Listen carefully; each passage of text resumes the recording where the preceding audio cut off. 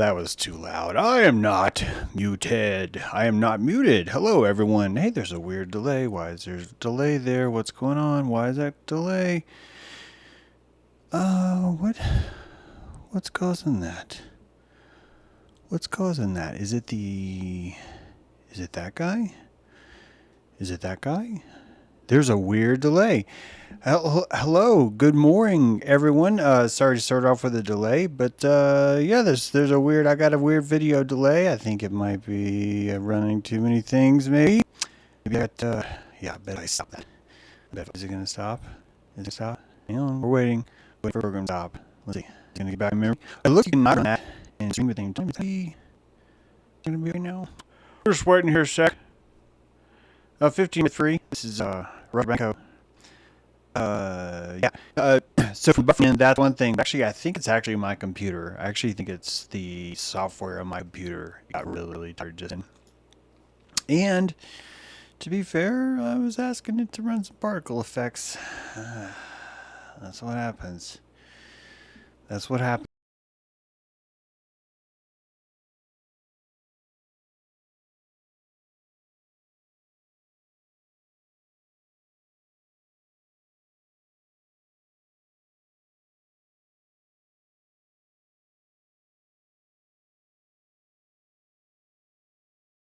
When you're like, hey, let's live stream and run particle effects at the same time. And the answer is I can't do it. And I just found that out. So there you go. Yeah, I was going to make a joke about Jimmy Buffett and Bufferitaville. But his name's not Margarita. The guy's an alcoholic. He made like millions. Just like, I'm an alcoholic and I'm rich as fuck, flying around in seaplanes, and fuck, man, I'm living the life. That's good for him. I think there's a power vibration right there, my friends. You can freaking, like, hey, let's, it's like Cheech and Chong, but for daiquiris. The daiquiri of Cheech and Chong is Jimmy Buffett. Am I right? Some of you may not know who Cheech and Chong is. You may know Chong and Cheech, which is Teacher, will you show me the lesson? Will you enlighten me? And, yeah, Wasted Away in Bufferville. There's Nate. I was wondering how Nate was doing. It's like, I have this funny conversation with Nate all the time where I'm like, I wonder how Nate's doing. And then I hear, you should call Nate. I'm like, well, okay. And then I like picture myself, hey, Nate, how's it going? I don't have anything, like, I don't need, like, what do guys do? Hey, man, you got a, you got any M6 bolts times 20? I don't know what the times 20 means, but whenever you look on the package, it says M6 times 20, and then you think, oh, there must be 20 of these bolts. But that's not the case. It's that bitch says M6 times 20 X2, and then you got 2 bolts, and then you're like, okay, so the X20 is not quantity. The X20 is, I'm gonna guess length. I've been thinking length.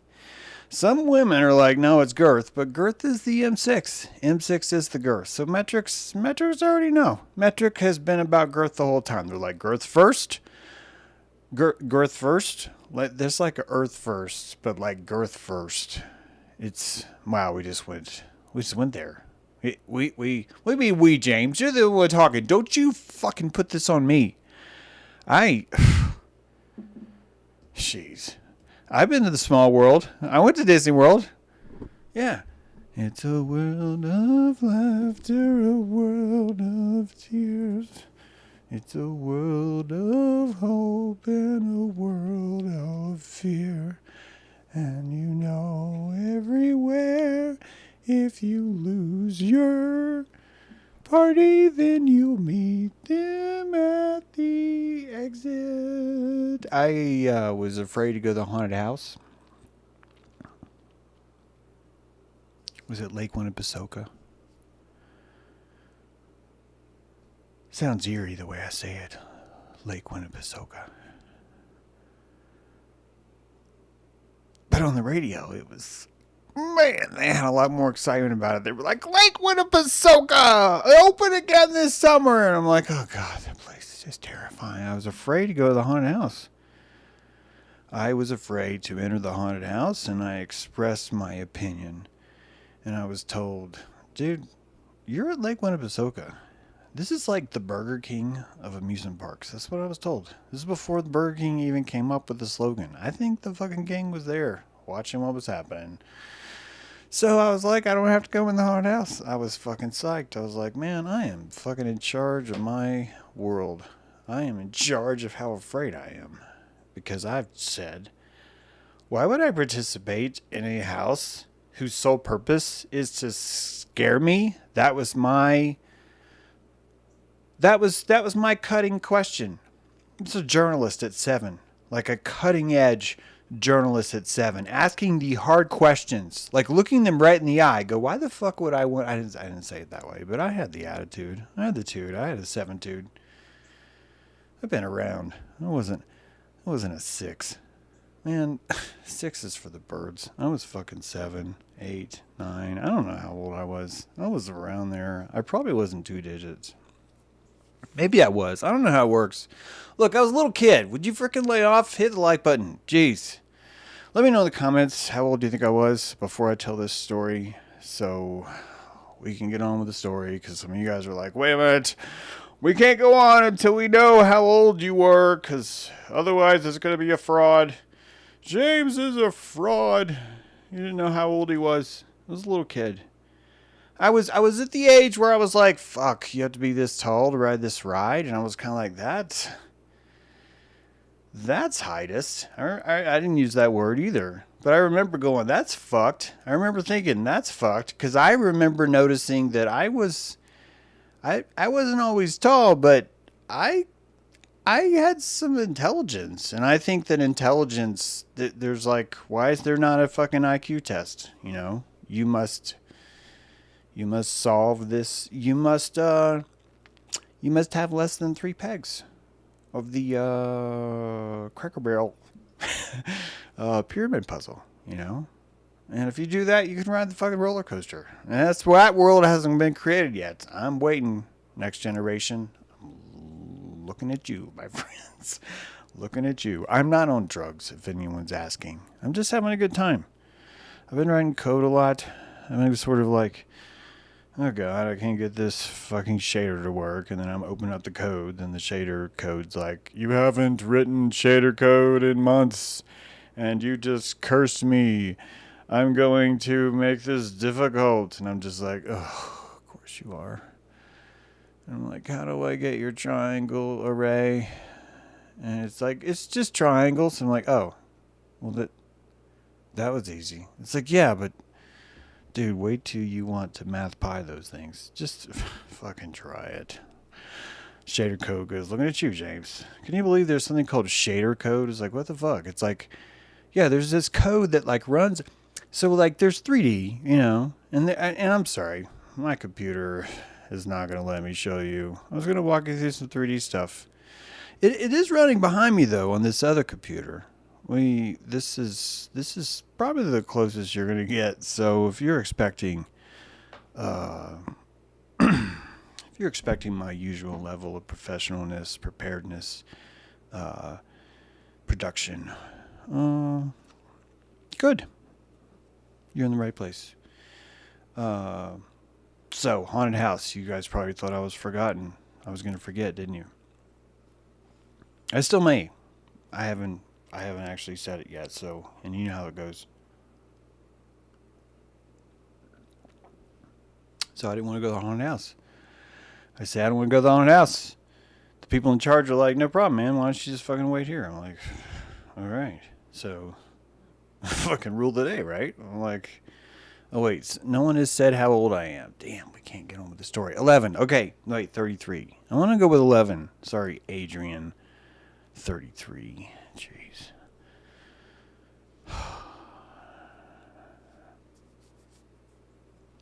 It's possible that I wouldn't have done something like that till 33, but it wasn't. I think it was like 9. I think it was a one-digit thing. Anyway, yeah, a code that throws shade at other code. It really is. I'm gonna get to that if I get to this first. I'm afraid I'm not gonna tell you the haunted house story, and it's, you know, if I don't tell you, and some of you guys are expecting like something a really fucking amazing story, I would win. I would win. But if I do tell you, and some of you were expecting a really big amazing story, none of us win. So let's find out. let's. It's more of a gamble this way. It could be a good story. I don't know. It was a low budget haunted house, but there was one very high tech thing about this haunted house at Lake Winnepesaukah.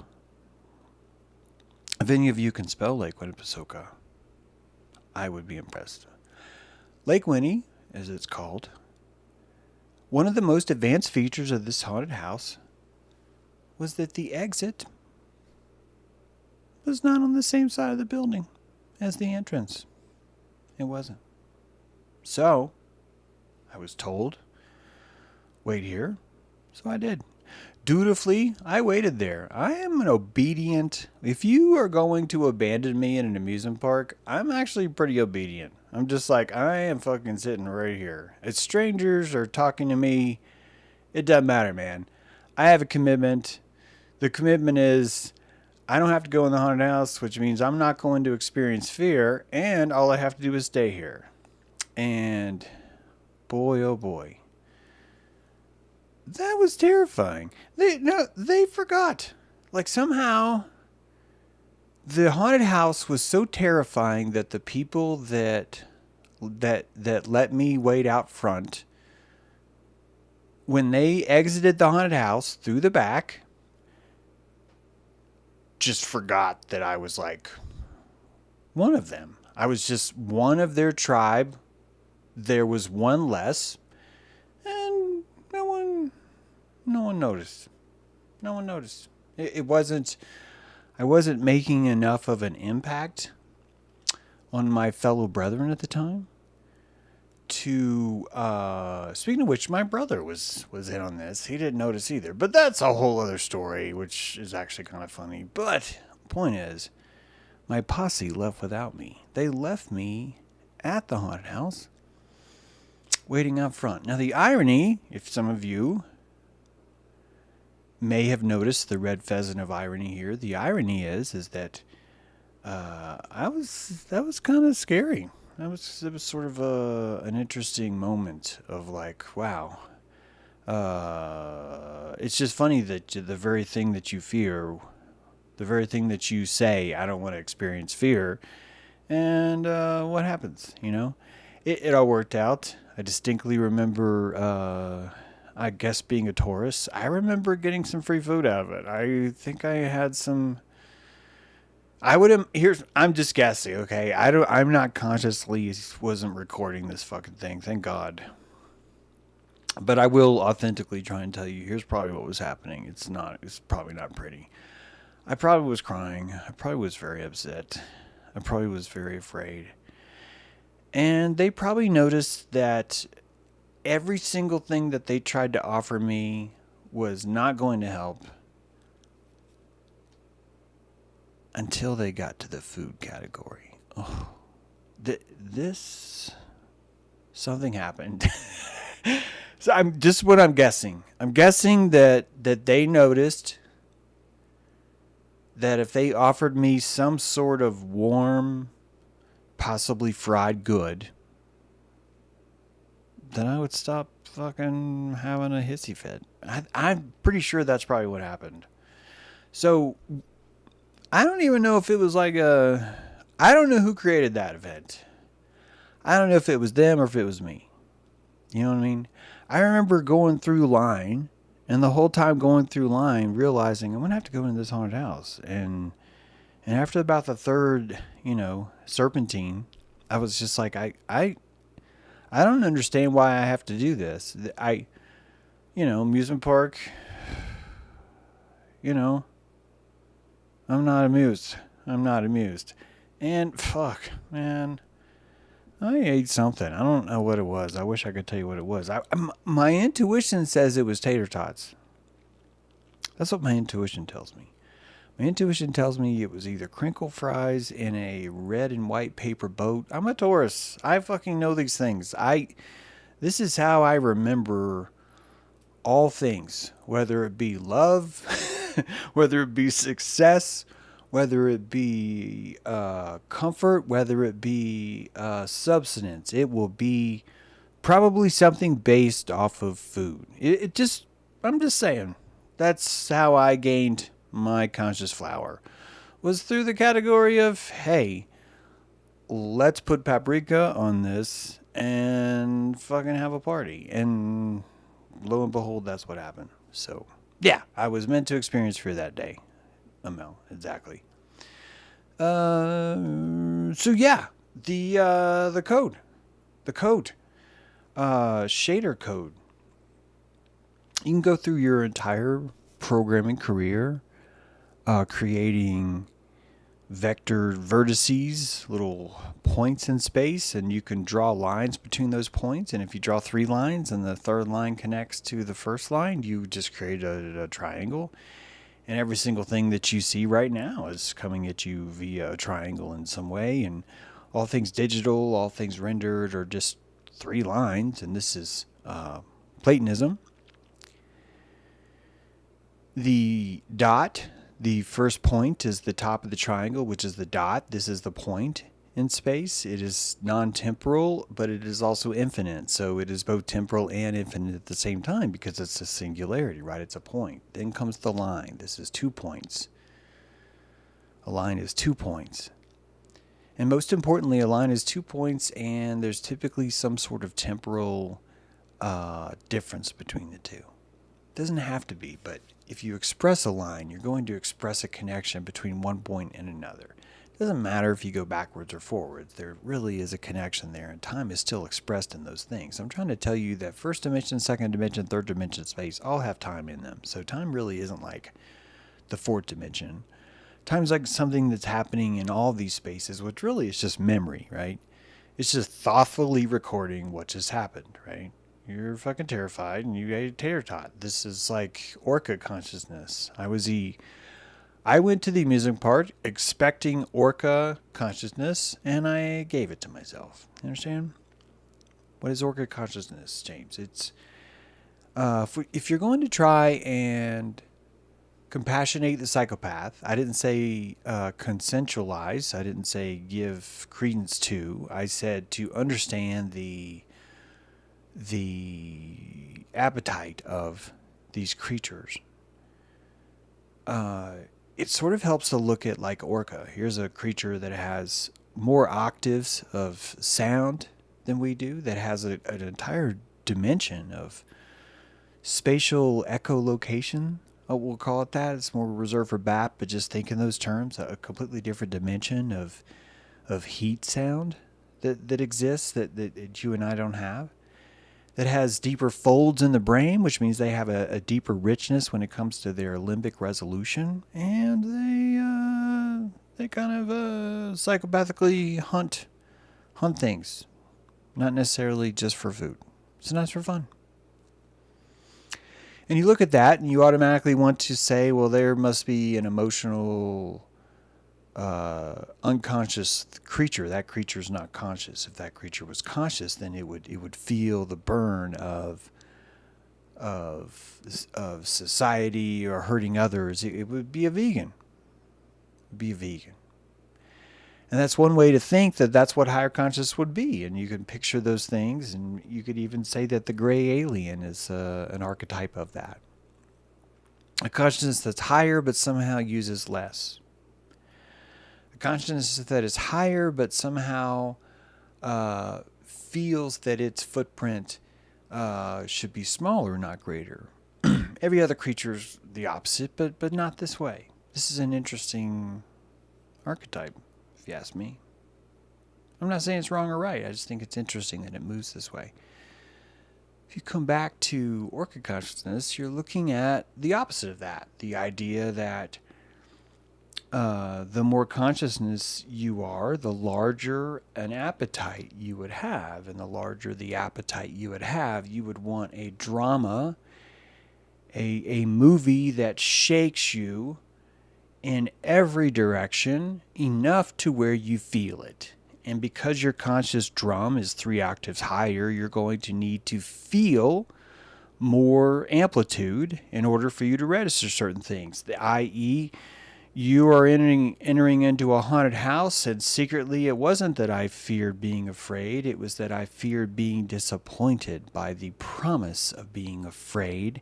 And so I created my own haunting, knowing that this would be the ideal opportunity for me to complete my appetite, to have the haunted experience, and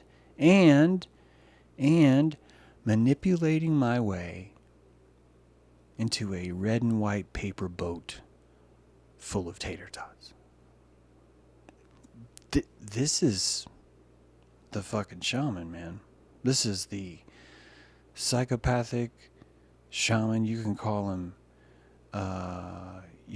Sith if you want. I don't care. The Sith Lord would only do things to bring tater tots to himself, and not I shared a tater tot with no one. All that's true. This is reality's Horcrux, if you think about it. Like magic can't just necessarily be, oh, you push a lever, you boom, you get it. You said the word right, you got it right. It's all posture. There's some torque in there, right? The idea of having to run into a brick wall would be the very facility that would open the portal. And so you putting yourself in enough danger to concussive, true, real life concussive danger would be the only way that you could actually make it through into the other side. I'm not like, yay, this is great. I don't look forward to this, but it makes sense that that's how it works. It makes sense. It makes sense that that's how it works. Modern day magic is probably looking a lot like writing code. When I say writing code, I don't necessarily just mean like C#, where I'm trying to write something and go, I want to follow a spline. And the spline I want to follow is this long, and I can do a formula to compute the distance that this spline lasts. And so as the spline changes shape, a spline is a squiggle. So as the squiggle squiggles differently, the distance that the squiggle occupies changes based on the rate that it's squiggling. So you're going to need math to understand that. But really, what is math? Math is a sort of a demonic possession of factuality, of space. I can possess this spline to give to me its secrets of distance at all times. Regardless of where it goes, of how it squiggles, of where it goes, if I am a master of my world, I can subdue the spline and place it into a realm where it gives me all this stuff. And it's forced to do it.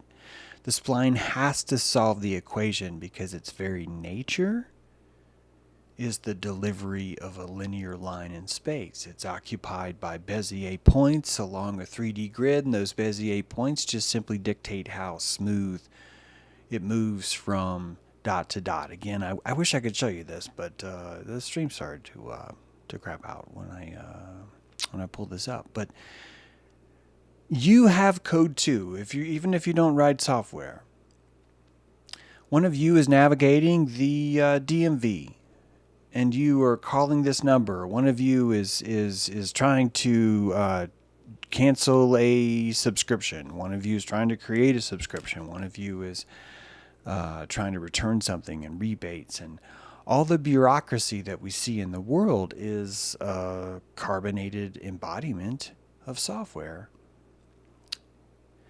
We program the system around us. Those of us who have the most influence, I say us meaning all of us, would be the ones that can manipulate the system And so we measure each other by our ability to hack the code, the matrix, if you want to call it that. I don't care. It's not their word. So, all of us are hacking. Some of us are hacking in a temporal, physical medium. The code is the movement of product into your home. All of us live on a cul-de-sac, which is an assignable address. It's not all a cul-de-sac. Some of us don't live in cul-de-sacs. Some of us live in warm-de-sacs. Why don't they call it a warm-de-sac? Anyway,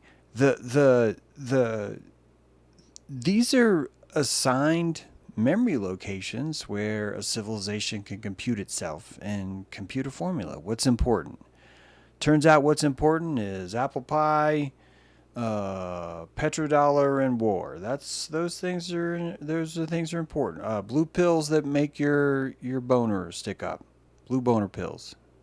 Football.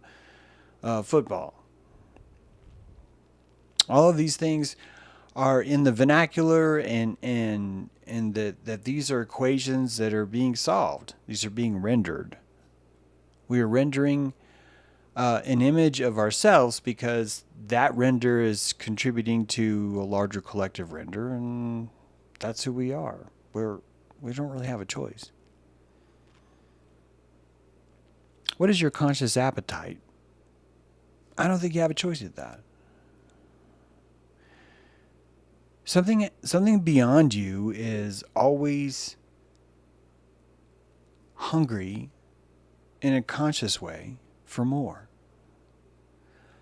There's something inside of you that is driven to always want to have a deeper saturation, even when our life is awful. Now, depression is a real thing. I've experienced it myself. It's not sadness. It would be so easy if it was sadness, because you could fall in love with sadness. Sadness is a color.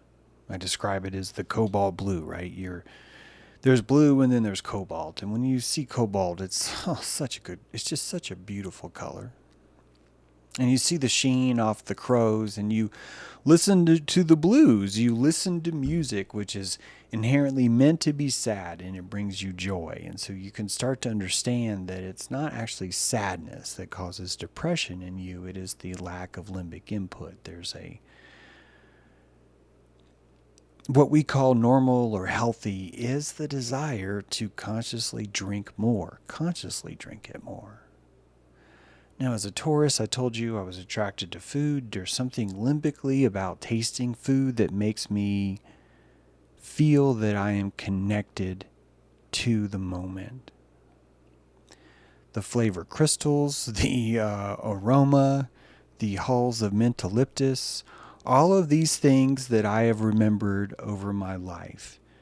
The fact that I've marked us reaching the pinnacle of civilization because gas stations sell fried mozzarella cheese now is, to me, an identifier about my own personality and where my consciousness lies. It's not all just food, but it's just, I'm kind of bent in certain ways, and that's one of them.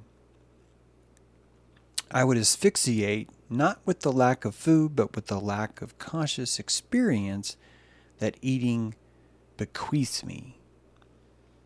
And you could argue that the reason why we eat 3 times a day is maybe beyond the fact that America's fat. That's fine. But beyond the abuse or using the excuse to say that we have no willpower or whatever other excuse we want to say, what there is a conscious desire to have a fulfilling experience, and eating things is one of them. It's one of the most predictable, fulfilling experiences we have, and so it builds society. So we built society around Bacchus because Bacchus is, hey, I can predict what will happen if you asphyxiate yourself. All you got to do is drink some fermented wheat, fermented fruit, fermented anything. just going to leave it out there to die. You're going to drink it. I'm going to predict that your joy increases. How is this happening?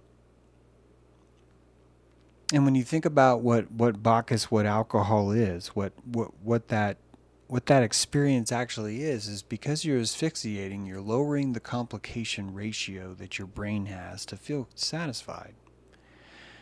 We call these inhibitions, but really they end up being barriers that we've purposely placed, restrictions that we've placed between ourselves and what we consider satisfying because we have a tactic in mind. The tactic is to accomplish more. I made chicken last night. It was really good. Put a sweet potato, cut it up into little wafers. Put some paprika on there. Oh man, it was good. It was good. And threw some chicken in on top of it in the oven at 420. And flipped it over after 15 minutes. I should have waited 20 minutes. Pulled it out of the oven and the chicken's hot. And I've been in a mood before where I've been like, oh my God, I'm going to burn the shit out of my mouth because I'm going to eat this right now because it's like I've been there. I've been to that place. And without the ability to restrict ourselves, to tame ourselves into this sort of larger consciousness that comes later, we don't really know who we are yet. And when we start to do this to ourselves, which we all do, it's unavoidable. We have to do that to even participate in society. We're doing exactly what the thalamus is doing, which means we're just the embodiment of what's already happening inside of ourselves. We've talked about this with pain is the portal to God, but the idea that pleasure itself is just simply the removal of cessation that was falsely placed there to begin with. Falsely placed cessation is at the key of every single thing that brings you happiness. This is a profound idea, my friends. I say it's profound because when you think about the guru sitting on the rock, feeling the breeze, and the guru hasn't eaten in days, the guru is finding the joy of fasting, of removing all things from himself. He's tearing down these barriers. He's tearing down chemical soldiers that are guarding the thalamus, telling you, no, you can't have dopamine. Despite the fact that the Buddhists will tell you the Eightfold Path coming from the Four Noble Truths, that suffering is caused by desire. At the root of all meditative practice is the removal of barriers which bring you pleasure. You find enlightenment in the removal of weight, of barriers that stop you.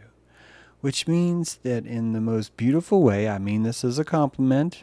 I know I've been rough on Buddhists before, but I'm not being rough on this. I mean this as a compliment. In a way, it's a very hypocritical thing to do because by removing the barriers, the joy flows that much more clearly.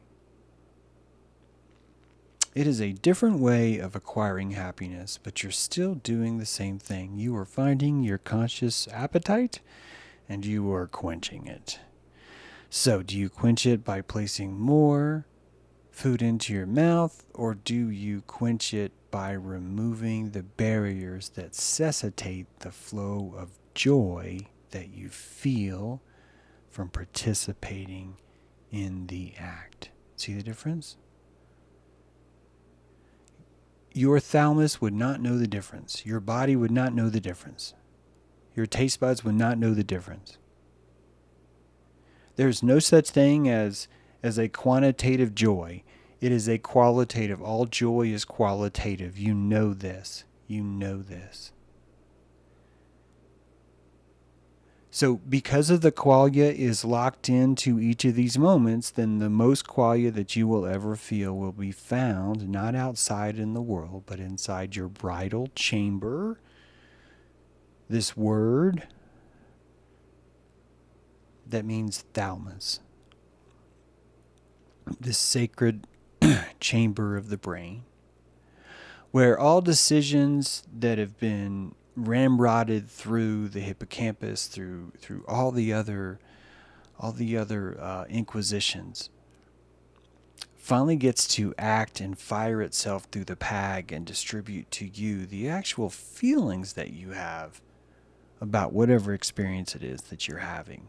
And that experience can be as mundane as waiting in line at the post office, or as thrilling and as exciting as riding through the haunted house. These are experiences, and I think that it becomes profoundly important that we leverage every one of them from a very young age. From a very young age, you've been able to do this, and it's never going to look the same for everyone. And the rules that you break when you push against society, when you say, I see a conscious opportunity here, is the act of editing, which I've spoken about. This is a new art that not everyone recognizes yet. We hate AI, we hate auto-tune, we hate drum tracks, we hate all the things which make the creation of music easier. And we most of the reasons why we I think we tend to hate those things is because we fear our creativity is being sequestered and removed, when I think what's happening is that our creativity is moving into the realm of editing. Editing is a meta artistic form of creation. It's God's paint would be in editing what he or she experiences or drinks in the moment. This is a billionaire's canvas. What are the colors of my day? Because the editing that I do based on where I go, how I get there, and how I flow along the way are going to define the golden flow state which got me here. I don't think you could get there without that flow state. Sure, there's some nepotism and some people might inherit something, but still the youngling is learning a posture that can only be taught through someone that knows these things. Even if they lose it, even if they stumble, they still had a glimpse of it for a while because it was epigenetically inherited. Not the money, the posture that makes the money collect there. I mean currency, right? You know this. The flow, your ability to move through your day, to still do what you do, despite what seems like you're actually impossible. I'm living an impossible life right now. Doing what I'm able to do. It's amazing. It's part of why this reality is so crucial. None of us know why we are here. And this will set you free. This statement will set you free. Because it will give you the confidence to return to the moment and say, where's the best drink here? Where's the best flow? Here, right now. So, the airship is it's getting there. Uh, um, Point is to develop something that. So first of all, it's kind of blowing me away because Unity is an open source. It's not really open source, but it's a free 3D engine, and you I've been talking about immersion lately. And because I do this show, I have the opportunity to what I could call limitation, which would be the camera, actually could be the opportunity. And if I drank deeper from the moment, I would want you to have this opportunity too. The idea of mooring to an airship could be more real than we think, because the camera itself places you in a certain location, just like it places me here. What I'm getting at is that in 3D space, I can take a camera and place it in a certain location, and then take another camera and rotate it 90 degrees, and I can place those two things on two different monitors. And when a cloud goes by one monitor, right, it will go by the next monitor, as long as the cloud is flying in that same direction. And this idea, it's not the same as you having two monitors and having an extended desktop, although that's really cool. I think that's really cool too. This is actually a little bit different. If you think about the concept of an airship, we've talked about this with Mars. Gosh, I hope I explained this right. If you think about the fact that if you go to Mars, you're going to have to look through a visor all the time. Why? Because there's no oxygen there. And if you enter into a habitat, then when you look out the window, you're going to be looking through a visor. If you get on a rocket to go to Mars, you're going to be looking through a visor. The point is that whether it be helmet, whether it be rocket, whether it be habitat, there is no way for you to touch Mars. There's no way. If there's no way for you to touch Mars, and there's always a barrier between you and it, then the person who takes you to Mars gets to dictate to you the entire universe. They do. They get to place that screen between you and the world that they've taken you to. They do. And you could simulate for someone a trip to Mars, and they could stay there for years, and they would never notice that everything that they were experiencing was behind a screen. When I say they wouldn't notice, they would never suspect or doubt that thing. So, a rocket ride to Mars is a simulation ride on a G-force that has a round window that shows you the geolocation of where you move. When you get to Mars, the habitat is the same thing. As virtual reality increases, as your ability to insert yourself into an environment, a virtual space like this, and feel immersed, so too comes the normalizing of the immersion that you have. If it's a good hallucination, you're going to normalize it easier. If you normalize something so well because the hallucination is so good, there will come a Kármán line, a threshold where you enter into that world, and it's no longer a hypothetical construct. It simply is the environment. You have this right now with your mobile phone. You do.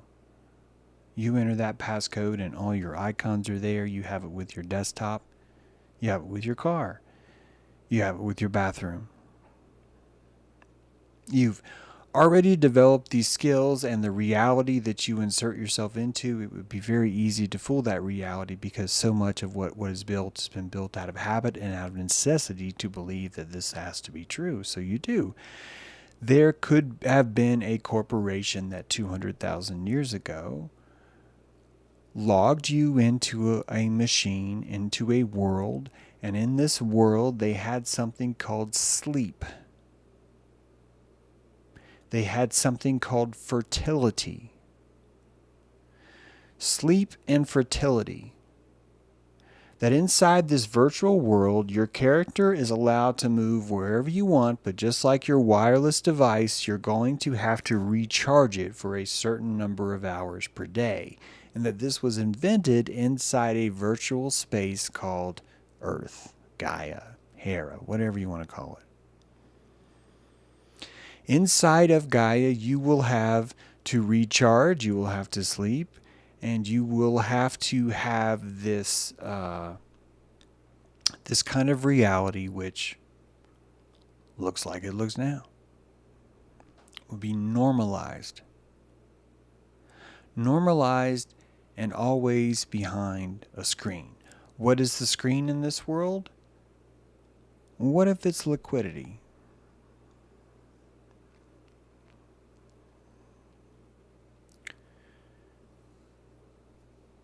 Amniotic fluid? What do you call that? Is it amniotic fluid? That you're submerged in this liquid, and when you're born, you're forced to breathe. And when you're forced to breathe, you activate this different kind of sensation which prevents you from leaving the screen and returning to the waters, returning to the Sheol, returning. We've discussed that all of your cells have a bilipid layer which abhors water. It abhors the idea of losing its structure and its separation from everything else, and that the memory of water is sort of held inside of each cell because water is touching itself. It becomes its own network. When it has its own network, it kind of has its own MAC address, its own MAC. That MAC address is its DNA, it's its core, it's its identity, right? So the idea of losing your identity would be the idea of losing your bilipid, your ability to abhor. What if you trip so hard when you die, you no longer fear water, and you stop abhorring? You return, you do the Nestea plunge, and you return to this liquid state. You enter into the chemical network that you were holding yourself away from before. Described this before. If you picture consciousness as a pool of mercury, and there's a finger flick of God right underneath the surface, and he's flicking these little drops of mercury up into the air, and as that mercury is convolving into the air as it's rising above, that's an identity. It's an identity because the consciousness is no longer the entire liquid, it's now the drop. Surface tension itself is the acquiescence of identity. It's the abhorrence of losing identity. This is what surface tension is. The abhorrence of losing identity. And when a water droplet returns and touches another water droplet, both of them have zero fear. They're like, dude, I've been waiting for you. You're me, I am you. Let's abhor together. And they form, and eventually water reconnects. It's a self-forming network. That's what water is. It's a self-forming network. Amniotic fluid. Thank you, Stretch. Thank you, Mel. Yes. Silent liquidity. Anyway, the app's coming along. It's getting there. And we'll be able to navigate slides temporally or spatially or both, meaning when it happened or where it happened or how it happened, and it'll be an easy way to reference and talk about data because you can spatially see things, see when they happened, how they happened. And so not only is it some nice eye candy, but it's also not only is it immersive. Okay, here's the immersive part. Oh God, man, see this? I got a big screen, right? Got that a year ago. Those things are getting cheaper. This thing gets cheap enough. If you had two of those, then you would have. It would look. God, guys, it would look like we're inside an airship. It already looks that way now. But I'm saying it. Man, that's some cool stuff. So, yeah. That's probably all I got. 555 on December 6th. What do you know? Hope you guys have a great Friday. Hope I enjoyed you coming. Thanks for being here and listening to me. You were not a drop in the ocean. You were the ocean one drop. Thank you, Linda. I could not have said it better. Mercury Kazemi on tap. Mercury Kazemi. Yeah, what Stretch said. You know what's going on. All right, guys, thanks for being here. Appreciate it. Hope you have a wonderful weekend. I will get back to work, try and get the software up so we can fly it around. And it's only when I open the editor that it does all that. So, yeah, great week to you guys all. Enjoy it. And we'll see you next time on James Drew Live.